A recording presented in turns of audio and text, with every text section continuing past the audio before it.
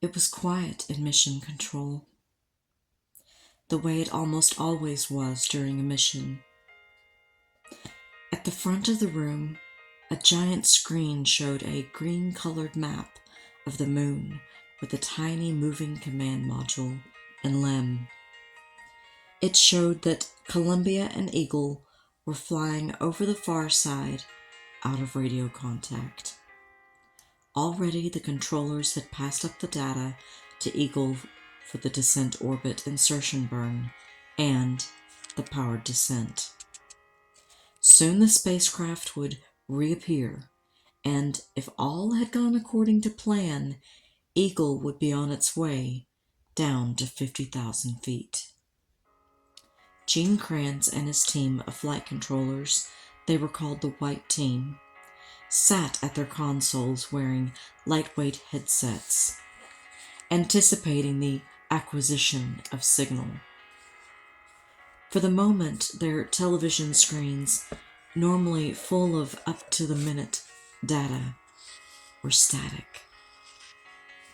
Behind the controllers in a glassed-in gallery that looked out over the control room, NASA managers, current and former astronauts, and other VIPs crowded together to witness the drama to come. Just looking at them drove home the fact that this was not a simulation. In the third row of the MOCR, Gene Kranz sat at the flight director's console. He was wearing a brand new white vest. When he was on shift, he always wore a white vest, made for him by his wife, Marta. This one was white brocade with a silver thread. It was a special vest for a special occasion. To Kranz it seemed as though months had passed since the trials of June, but in the last weeks they had finally mastered the powered descent. By launch time, Kranz knew he had a winning team. From the time he had awakened this morning, Kranz was sure that Armstrong and Aldrin would land on the moon today. He had gone to church and then to his office, where he had played his Sousa tapes. A few minutes after 8 that morning, he took the flight director's chair in Mission Control to begin the shift for the descent phase. He felt unwavering confidence in the spacecraft, in the astronauts, and most of all, in his men.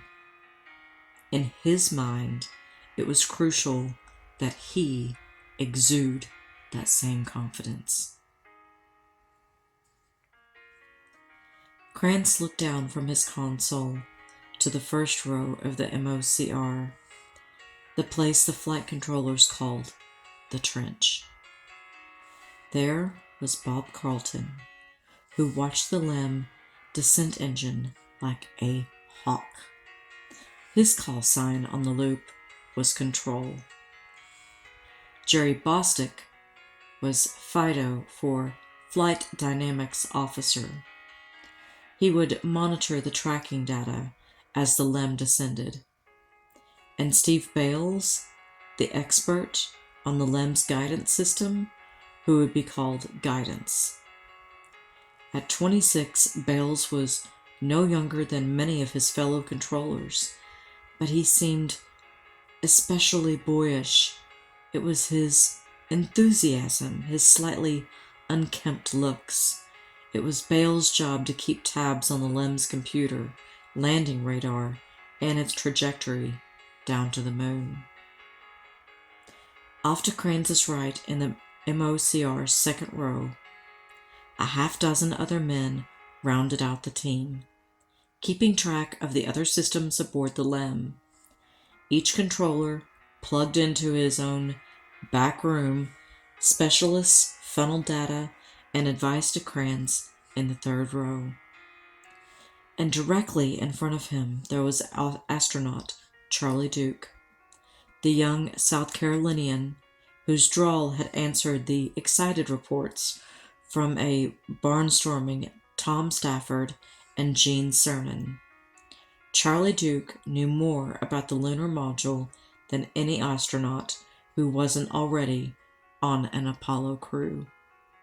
That expertise had prompted Neil Armstrong to ask him to serve as Capcom for the landing. A short time ago, Krantz had ordered security to lock the doors to the MOCR.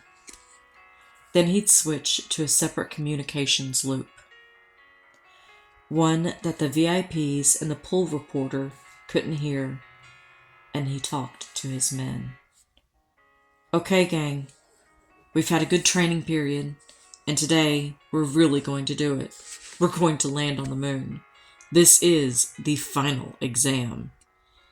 He reviewed the key milestones of the powered descent and made sure his controllers were clear on their own ground rules for feeding him information over the loop. Then Krantz gave a pep talk worthy of a battlefield commander. This is the best team I've ever worked with, he said. I have ultimate confidence in you people. What we're about to do now, it's just like we do it in training. And after we finish the son of a gun, we're going to go out and have a beer and say, damn it, we really did something. Telemetry readouts streamed into the control center as Columbia came out from behind the moon. Seconds later, Krantz heard Mike Collins tell Charlie Duke, listen, babe, everything's going just swimmingly. Almost 2 minutes passed before Eagle reappeared, and almost immediately communications with the LEM became spotty. The signal would drop out and then return. Krantz sweated out the interruptions, knowing that only minutes from now he would have to give Armstrong and Aldrin a go-ahead for the powered descent. And when that time came, his controllers would have to have good data. How much data was a judgment call that only Krantz could make. If everything was going well, they could get by with only a few seconds worth. But even if things were bad, Krantz was willing to stretch rules because he knew the risks entailed in an abort. Several astronauts were seated next to Duke, listening in. One of them was Pete Conrad. He suggested to Duke that Eagle yaw slightly to one side to improve the signal strength. That worked. Inside Eagle, 50,000 feet above the moon, Armstrong and Aldrin stood side by side, anchored by harnesses to the LEM floor. 4-day beards darkened their faces. Within their bubble helmets, they scanned the instrument panel as the time for powered descent approached. Their mouths were dry from the pure oxygen flowing through their spacesuits. Already they had pressurized Eagle's fuel tanks, called up the proper computer program, and checked their trajectory by sighting on the sun with the LEM's navigation telescope. With 40 seconds to go, Armstrong made sure that Aldrin had turned on the movie camera to record the descent. Armstrong set the switch to arm the descent engine. Then seconds after Aldrin pushed the proceed button, the two men spoke at once. Ignition. Just about on time, Armstrong said. The descent engine came to life so gently that Armstrong and Aldrin heard and felt nothing. Only the gauges told Armstrong that it was firing. Less than half a minute later, it roared to full thrust, and the cabin filled with a soundless, high-frequency vibration. Once more, communications dropped out. They've lost you, Collins radioed to his crewmates. A moment later, after Aldrin switched to a different antenna, communications returned.